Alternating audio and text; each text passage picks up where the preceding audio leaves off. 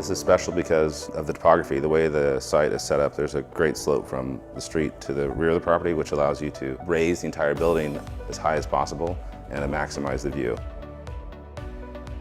So there's a visual connection from every point in the main living room, and it doesn't obstruct your view of the ocean. So I tend to choose natural materials and express them in a really simple way. So there's a lack of decoration. There isn't a decorative element like a crown molding, things like that, to let the materials express themselves. And ultimately, they're sort of timeless. Intrinsically, they're just beautiful. And I define the materials by the volumes of the building. Instead of thinking of this building as one big box, I think of it as a series of intersecting volumes, and each volume is defined by a component or material. In this case, I try to sort of juxtapose really slick material with maybe something that has a character or sort of feels like a historical reference. So for example, the reclaimed wood inherently has character to it and it has a history to it. And then it's intersecting a really slick, clean stucco volume that's just sort of the background. So I think of glass not so much as a series of punched openings, it's more like a ribbon of glass that gets divided and it's composed based on proportions.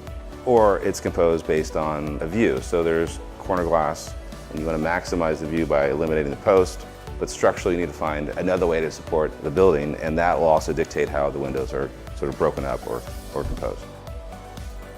I'm treating the steps as a series of like building blocks, and the intent was that you'd have a series of material that was laminated together, and they were almost like kid building blocks that are marching up, and you're stepping on these larger building blocks.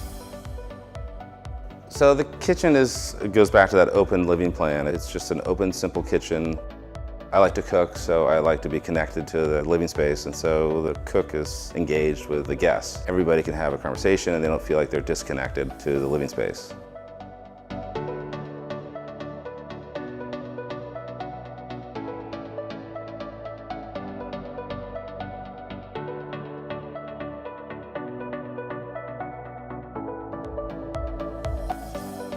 This is a cool space. I like to bring in as much light as possible without sacrificing privacy, and I think it extends the living space and you feel a certain connection to the ocean with a space like this.